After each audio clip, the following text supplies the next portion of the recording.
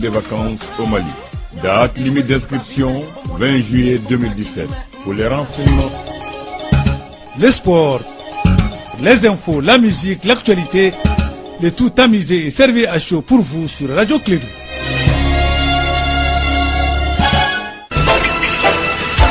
Radio Clédou, le journal avec Sotelma Malitaire. Mesdames et messieurs, fidèles auditeurs inconditionnels de Clédou de la matinale, pour ceux qui arrivent pour la première fois, les habitués, les fidèles parmi les fidèles, tous bienvenus à vous. Vous êtes au rendez-vous de l'histoire et de l'information. Vous êtes au rendez-vous du bonheur et des nouvelles. Vous êtes au rendez-vous de la matinale et surtout des réveils tôt. Bienvenue à chacun de vous. Agréable journée et surtout une très bonne écoute radiophonique. Nous sommes aujourd'hui, si je ne me trompe pas, Moussa Papabla Dara. Nous sommes jeudi 15 juin de l'an 2017, qu'il est 7h en temps universel et nous sommes deux dans ce studio. Et oui, bonjour à toi. Bienvenue. Et le rhume, bon, ça va, alhamdoulilah. Je ne me plains pas pour l'instant. Bienvenue dans une édition qui mixe à la fois l'information et la bonne humeur. Ça se passe sur la Radio Clédou, chaque jour à 7h. Et comme il est 7h, c'est parti pour cette première édition. L'annonce du retour de l'administration à Kidal avant le 20 juin prochain vient d'être mise en cause par la CMA. À travers un communiqué, la CMA appelle tous les acteurs à une concertation rapide pour élaborer un chronogramme réalisable pour l'opérationnalisation des autorités intérimaires et du MOC dans les régions du Nord. La période hivernale qu'on assiste en ce moment ici à Bamako nous contraint d'accepter la forte présence des mouches et moustiques. Ils sont en permanence fréquents partout. Ils sont aussi source de plusieurs maladies. On l'évoquera dans ce journal. Comment lutter contre la désertification et la sécheresse? Le secrétariat de concertation des ONG maliennes donne des pistes de solutions à travers l'affectation des terres, les pratiques agricoles pour un environnement protégé. C'était au cours d'une conférence débat. Une fusillade près de Washington a fait plusieurs blessés hier dans le numéro 3 républicain de la Chambre des représentants. Le tireur a été identifié. Il s'agit d'un homme de 66 ans qui a finalement été tué par la police. 16h02 au Japon. Le Sénat japonais a voté en force ce jeudi une loi contre la préparation en bande organisée d'attentats ou d'autres actes criminels, une loi très controversée dans le pays.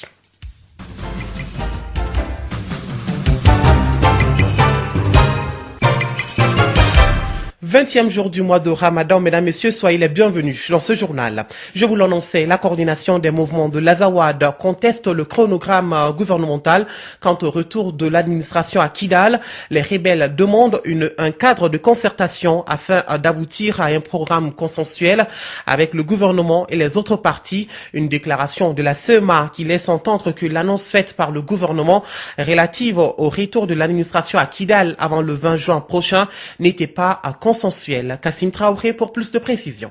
C'est dans un communiqué que la coordination des mouvements de l'Azawad CMA informe l'opinion nationale et internationale qu'elle vient de prendre connaissance d'un document intitulé « Chronogramme de retour de l'administration à Kidal » avant le 20 juin, un document selon le communiqué qui a été signé le 9 juin à Bamako. Le dit document est loin de refléter les résultats de pourparlers convenus entre la CEMA et les différents acteurs impliqués dans l'établissement d'un programme de retour de l'administration à Kidal. C'est pour cela que la CEMA s'est dit nullement engagée par ce document et appelle tous les acteurs crédibles à une concertation rapide pour élaborer un chronogramme réalisable pour l'opérationnalisation des autorités intérimaires et du mécanisme opérationnel de coordination MOC dans les régions de Tombouctou, Gao, Menaka, Taoudeni et Kidal. Le tout pour concrétiser les actions prévues au cours de cette période intérimaire. La CMA, par la même occasion, dénonce toute tentative de tripatouillage de la mise en œuvre de l'accord et exhorte la médiation internationale, les parties à l'accord et la communauté internationale à mener des actions consensuelles sans absurdité pour réussir la paix. Au moment où la CMA se démarque de la position du gouvernement malien, il y a des combattants de la nouvelle alliance terroriste que dirige Iyad Agali qui se baladent sans inquiétude dans un pick-up de la MINUSMA récupéré lors des combats. En tout cas, l'insécurité à Kidal est la préoccupation de plusieurs communautés qui ne se sentent plus à l'aise au niveau de la capitale de l'Adrar des Ifogas. Autre actualité, l'Alliance pour l'engagement citoyen, c'est un nouveau programme basé sur la sécurité alimentaire et la nutrition, financé par le gouvernement néerlandais. Il est déjà présent dans 13 pays à travers le monde. Le projet a été lancé à Bamako à travers une cérémonie qui a enregistré la présence des organisations professionnelles paysannes et des autorités maliennes. Mamadou Kane y était pour Clé d'Info. L'Alliance pour l'engagement citoyen est un programme qui interpelle les pouvoirs publics maliens sur la préservation de la sécurité alimentaire. Abdoulaye Ba, directeur régional adjoint de l'organisation ICO Corporation. En Afrique de l'Ouest, ça concerne le Bénin et bien sûr le Mali. Et au Mali, nous allons travailler avec la société civile pour vraiment travailler avec les décideurs politiques pour que l'aspect de la sécurité alimentaire et nutritionnelle soit pris en compte au niveau des politiques du gouvernement malien, au niveau décentralisé, mais pas seulement d'être pris en compte, mais que sa mise en œuvre soit effective. Plusieurs défis s'imposent à ce programme pour les moins ambitieux sur la diversification et la sécurité alimentaire.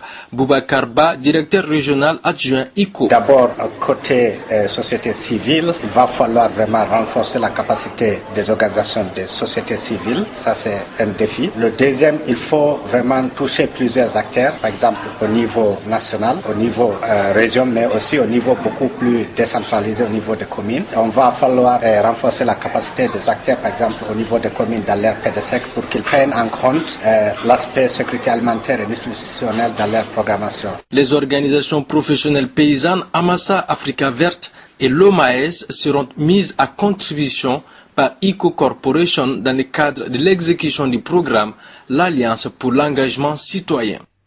Le 17 juin, c'est dans 2 jours, est célébrée la journée mondiale de lutte contre la désertification et la sécheresse. Une occasion de rappeler les dangers de la désertification et la sécheresse dans le monde. Le secrétariat de concertation des ONG maliennes SECO ONG a tenu une conférence débat en toile de fond la problématique des terres cultivables au Mali.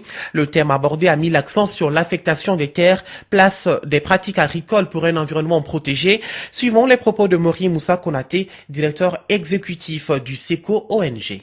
Aujourd'hui, nous avons choisi le thème de l'affectation des terres, qui est un thème primordial pour nos populations à la base, c'est-à-dire nos communautés paysannes. Vous savez, le fait de défricher énormément de terres pour les besoins de culture contribue tout simplement à, comme on le dit, majorer les effets des changements climatiques. C'est-à-dire dans ce sens que non seulement nous découvrons la terre, nous coupons la forêt, nous faisons en sorte que nous utilisons énormément de terres qui doivent nous protéger. Alors l'affectation des terres, c'est tout simplement un thème qui permet comment, utiliser la terre de façon rationnelle pour couvrir les besoins sans dépasser le taux de défrichement souhaité. Le Mali regorge encore d'énormes potentialités, mais faisons attention. La tendance que nous avons aujourd'hui est une tendance que tout le monde reconnaît qui va vers la dégradation de nos terres. C'est une tendance qui est observée un peu partout. Adoptons tout simplement des techniques appropriées. Mori Moussa Konaté, directeur exécutif du SECO ONG, qui s'exprimait au micro de Dado Nomoko. La période hivernale est synonyme de la forte présence des mouches et moustiques ici à Bamako. L'hivernage transforme la plupart des rues de la capitale malienne en mares boueuses où circuler devient pratiquement impossible, sinon au prix d'acrobaties de toutes sortes.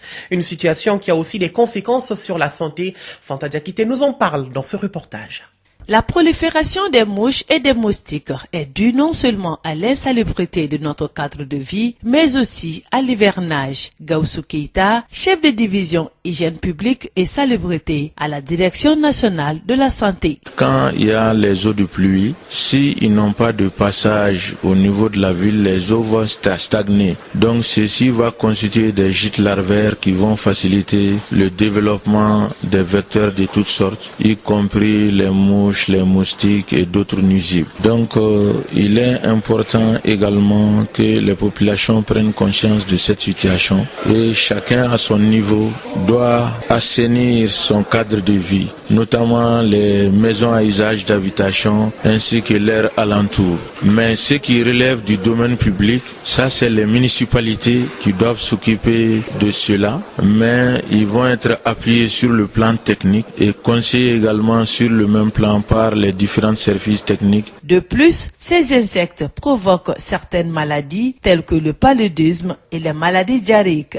Si nous prenons les moustiques, c'est le paludisme qui est la première cause de consultation. Ils peuvent provoquer également la fièvre jaune. Il y a également les mouches. Les mouches peuvent être responsables des maladies diarrhéiques. Par exemple, ils peuvent se déposer sur les souillures et se déposer sur nos aliments. Donc si nous consommons de tels aliments qui étaient à ciel ouvert, ça peut nous donner des maladies telles que les diarrhées. Ils sont également responsables de certaines conjonctivites. Donc à ce niveau-là, nous devons fournir les efforts pour combattre ces différents vecteurs-là, tout simplement en assainissant notre cadre de vie et également en organisant des campagnes de lutte antivectorielle telles que les pulvérisations et les fumigations intradomiciliaires et extradomiciliaires. Pour réduire les conséquences de cette prolifération des mouches et des moustiques, il serait important que tous et chacun conjuguent leurs efforts.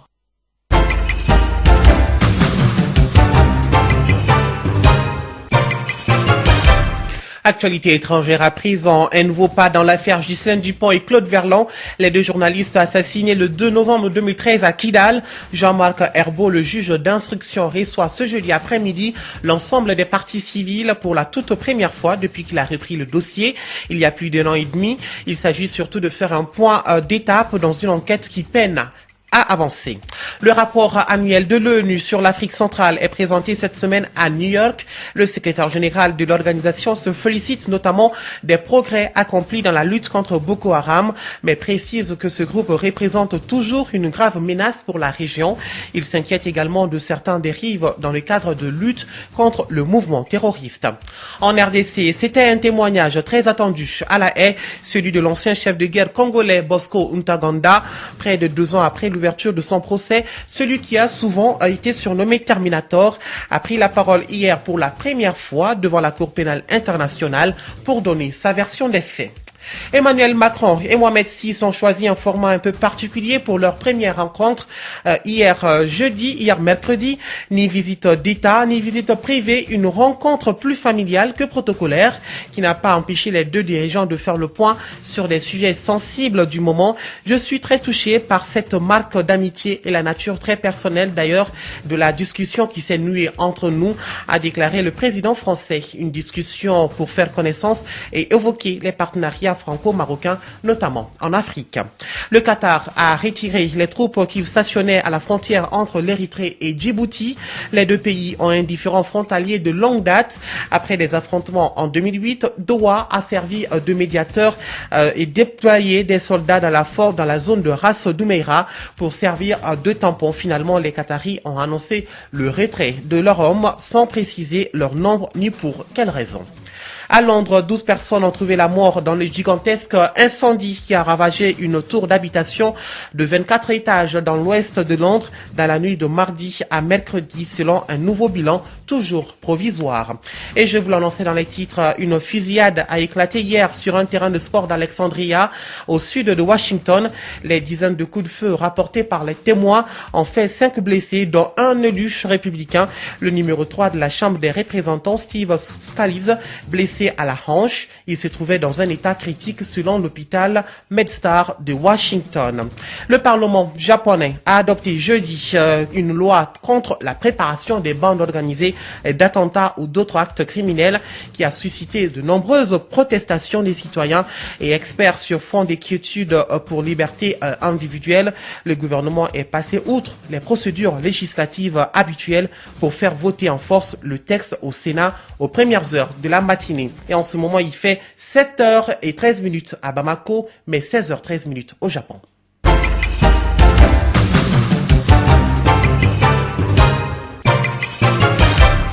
On en parlait hier, perturbation sur le réseau social Facebook au Mali.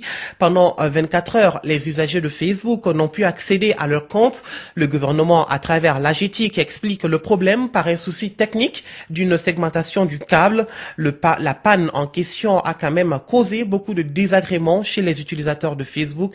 C'est le constat fait par Kassim Traoré. C'est à la surprise générale de tout le monde qu'il y a eu une interruption des réseaux sociaux au Mali. Ce sont les usagers de Facebook qui ont souffert le plus, à l'image des Anakonais, techniciens des radios. D'abord, on a été surpris. Moi, personnellement, j'ai été surpris. Je veux me connecter, je n'arrive pas. J'ai cru que je n'avais pas de forfait. J'ai vérifié et tout allait bien. Et apparemment, on est coupé. J'ai essayé parce que je n'avais pas grand chose à faire. Donc, je vais retrouver les amis pour papoter un peu. Et impossible. Il n'y a pas de solution. Si on est en train de commencer une dictature, peut-être, on ne sait jamais, mais ça nous surprend quand même. Facebook, ça voulait pas se connecter. Eh bien, j'ai commencé à demander mes amis eux aussi.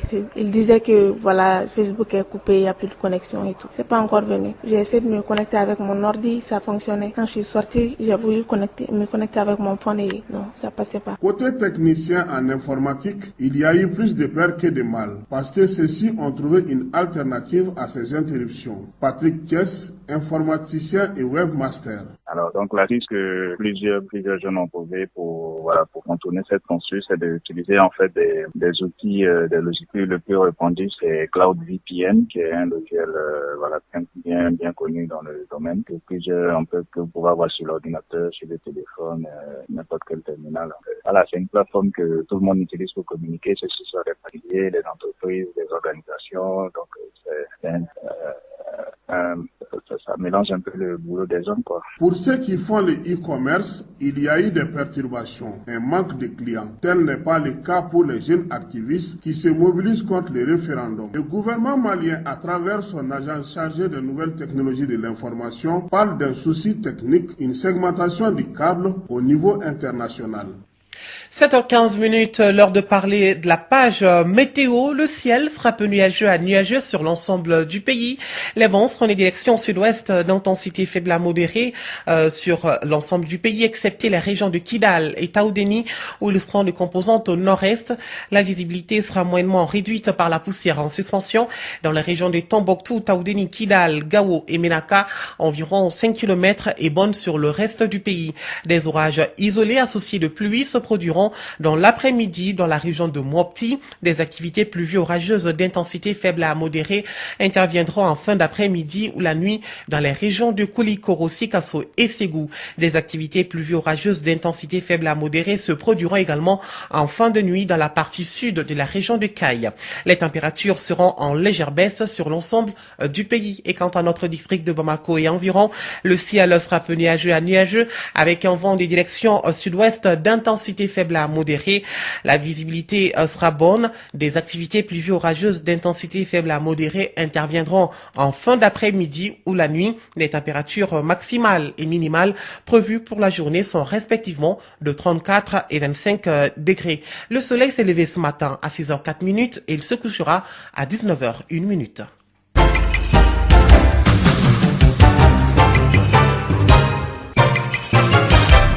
Et c'est la fin de cette édition. Merci à vous de l'avoir suivi. Tout le plaisir était pour Moussa Papaïdara de vous présenter cette édition. La mise en onde a été assurée par Abdoulaye Andane. Vous pouvez également retrouver ce journal sur les www.info-mali.com. La pensée du jour nous dit tout simplement ce matin: ne me jugez pas sur mes succès, jugez-moi sur le nombre de fois où je suis tombé et où je me suis relevé à nouveau. Mesdames, Messieurs, prenez soin de vous et que le bon Dieu nous accorde les bienfaits du jeûne. Radio Kédou, le journal avec Sotelma Malitel.